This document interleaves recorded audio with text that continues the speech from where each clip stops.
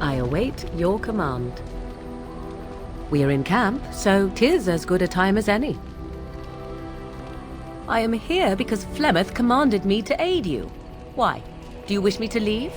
I can do so if you prefer. Are we? Then why do you ask such a question? I await your command.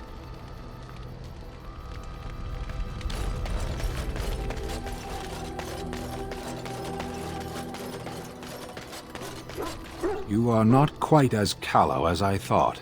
That is unexpected. You sound surprised. You must have heard this before. You'll get over it. Eventually.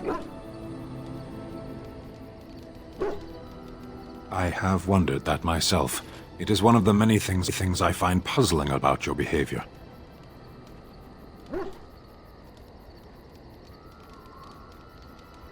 What is there to be puzzled by? I'm a simple creature. I like swords, I follow orders. There's nothing else to know about me. I knew there had to be some reason I continued to travel with you. In any case, we should go now. I was sent to be the eyes of the Antom. The Arishok asked, "What is the Blight?" By his curiosity, I am now here. The one who commands the Antom, the body of the Kunari. Kunari have no kings. Why do you? Exactly. You don't ask, nor do I. The Arishok sends me and I go. Yes. Never. I cannot go home. It doesn't matter now. Can we move on? We keep the Darkspawn waiting. Does it matter? Very well. I caged myself. A weak mind is a deadly foe, as you are no doubt aware. I know that my failures were my own. I came to your lands with 7 of the Beresad, my brothers, to seek answers about the Blight. We made our way across the Ferelden countryside without incident, seeing nothing of the threat we were sent to observe. Until the night we camped by Lake Calenhad. They came from everywhere. The earth beneath our feet, the air above us. Our own shadows harbored the Darkspawn. I saw the last of the creatures cut down, too late. I fell. I am told no others survived. I don't know how long I lay on the battlefield among the dead, nor do I know how the farmers found me. I only know that when I woke I was no longer among my brothers, and my sword was gone from my hand. Perhaps. I searched for it, and when that failed I asked my rescuers what had become of it. They said they found me with nothing. I killed them. With my bare hands. I did.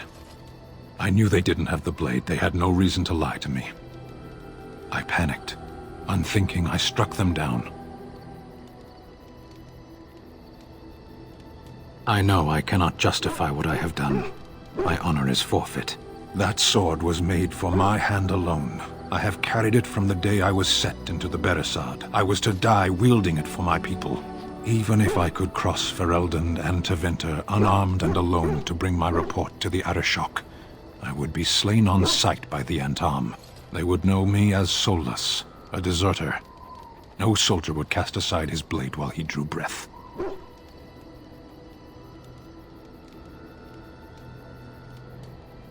If I knew where to look, it would be in my hand now.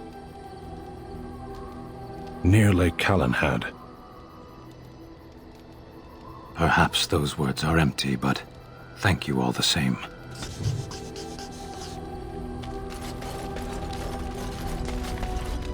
Something I can help with?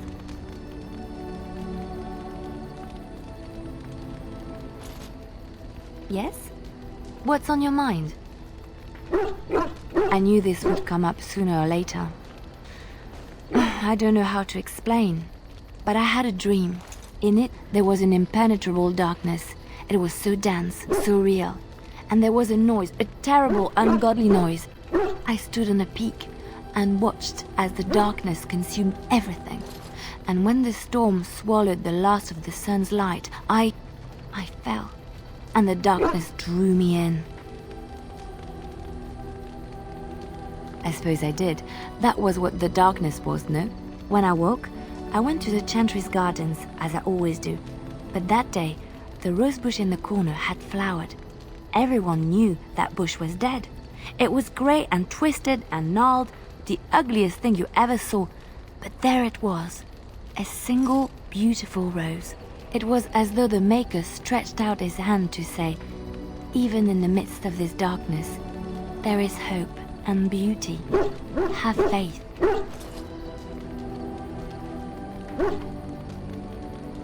In my dream, I fell, or maybe I jumped. I'd do anything to stop the blight.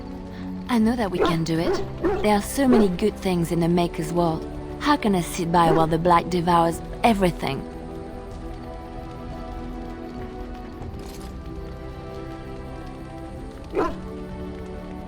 I don't know. He made this world. He could destroy it. But there is so much worth saving. You're such a pessimist. Something I can help with? Yes? What's on your mind? My mother was from Denerim, and I consider myself a Ferelden. Mother served an Orlesian noblewoman who lived here when Orlais ruled. When Orlais was defeated and the common folk began to resent the presence of any Orlesian, the lady returned to Orlais. She took my mother with her. I was born in Orlais and did not set foot in Ferelden till much later. Mother was always telling me stories of her homeland. I think she missed it. Mother died when I was very young. Lady Cecily let me stay with her. I had no one else. She was quite old then, and she had me study music and dance to entertain her. It is unfair that I have more memories of Cecily than my mother. Strangely, the only thing I really remember of Mother was her scent. She kept dried flowers in her closet amongst her clothes, small white Ferelden wildflowers with a sweet fragrance. Mother called them Andrastis Grace. They were very rare in Orlais. But enough about that. Let us move on.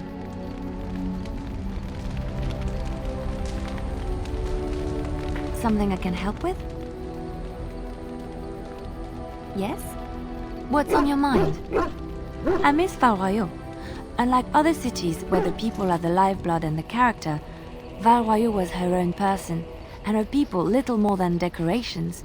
There was always music in Val Royeaux, streaming from the many windows, quiet refrains and triumphant choruses, and always, floating above that all, the chant, coming from the grand cathedral. It was magnificent.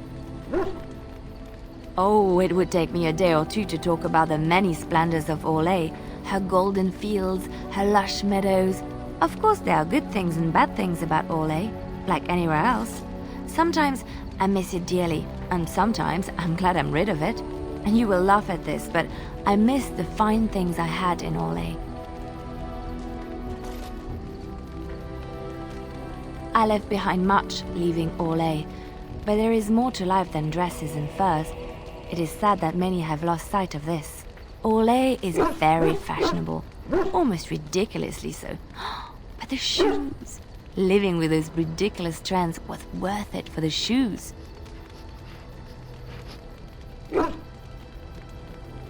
When I left Orlais, the fashion was shoes with delicate tapered heels and embellishments in the front. A ribbon, perhaps, or embroidery. In soft colors, of course. It was spring. I had my eye on a pair my shoemaker was working on. It was covered in pale blue silk, with amber beads on the toe. The shoes made in Orlais were exquisite. Not at all like these clunky fur-lined leather boots you have in Ferelden. Ugh, just look at them. Thank you. It's kind of you to say so, even wearing these mud-covered horrors. They're sturdy shoes, but sometimes a girl just wants to have pretty feet. Oh, I could talk about shoes all day, but we have things to do, don't we? something I can help with? What is meant by someone like me?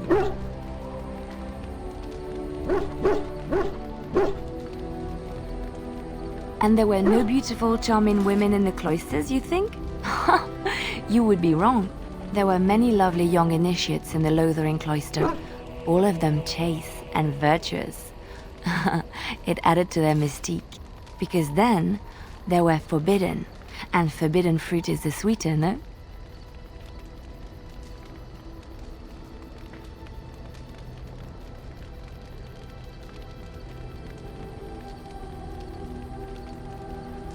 I did not take those vows that the initiates took. Vows of poverty, chastity, among others. The chantry provides succor and safe harbor to all who seek it. I chose to stay and become affirmed.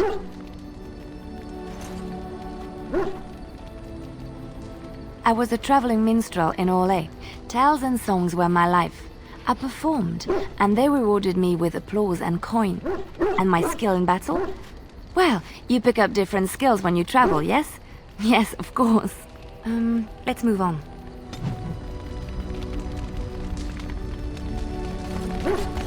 Something on your mind? Of course.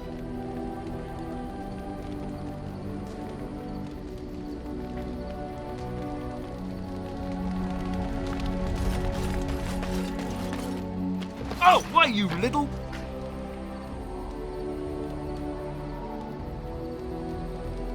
Oh, you're so funny. Such rapier wit. Your furry friend here took offence at me getting near his food. He snapped at me. Look.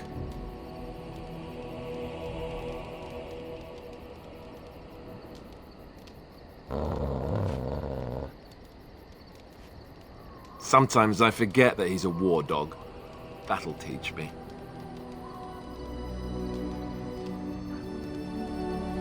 I once heard a really old legend about how the hound warriors in the days of the old tribes would feed their Mabari the flesh of the vanquished.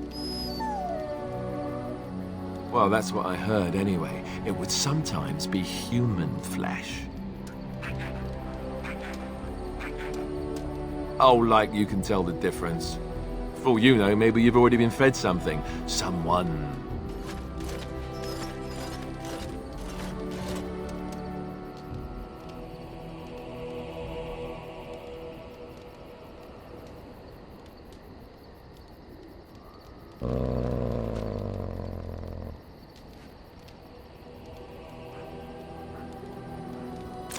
Look at what your fool dog placed in my pack. A putrid, half-eaten hare is not something a woman wants to find in her unmentionables.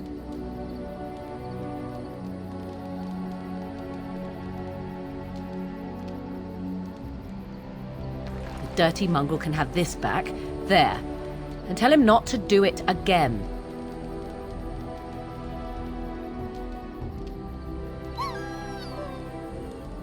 I don't want it, you worthless fur bag.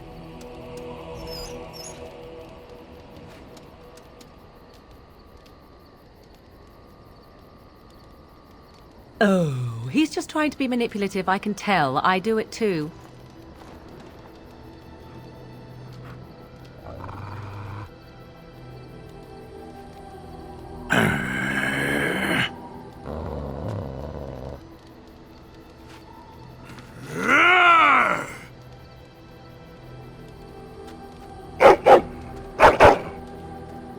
You are a true warrior and worthy of respect.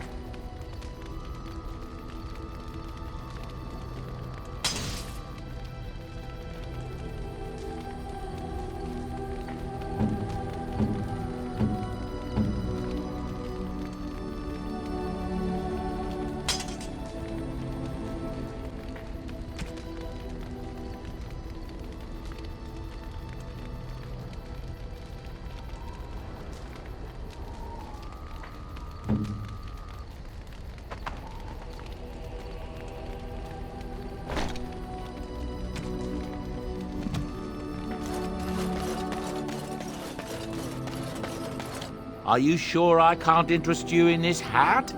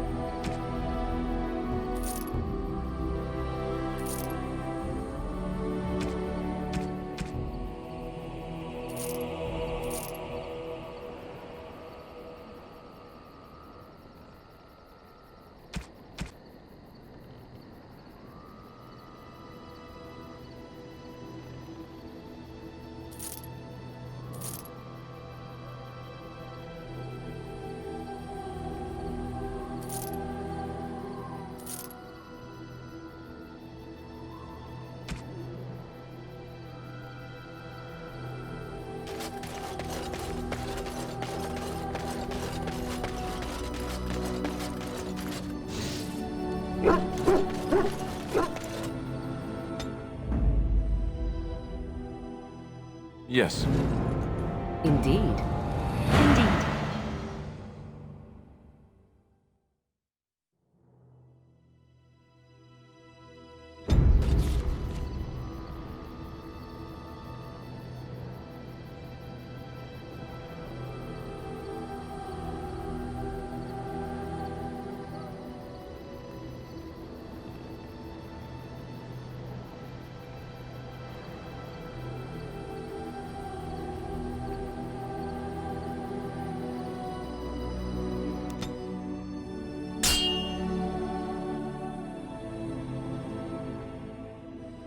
Will you stop eating?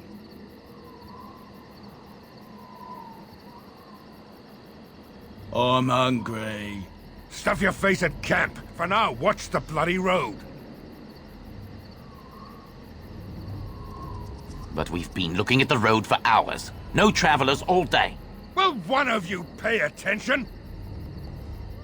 Now let's see which one first.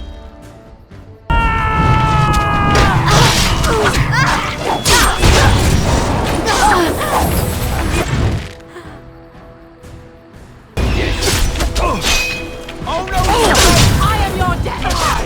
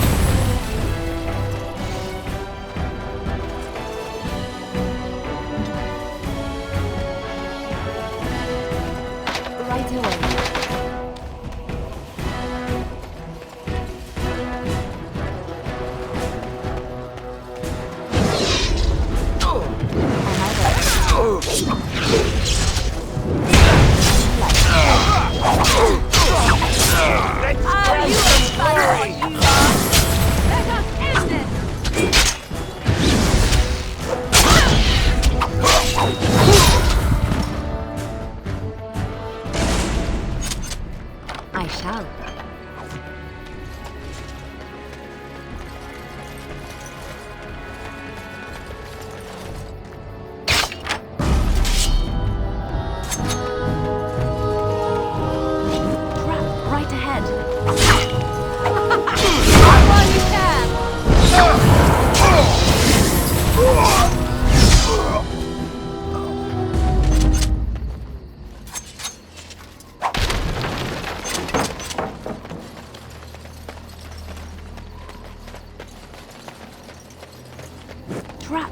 ahead.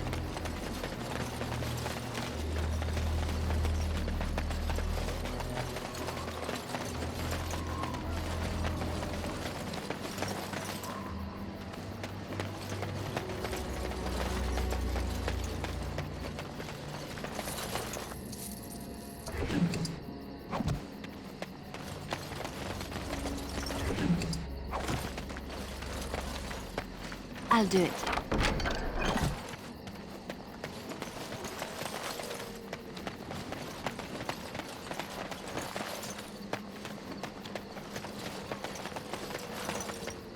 Right away.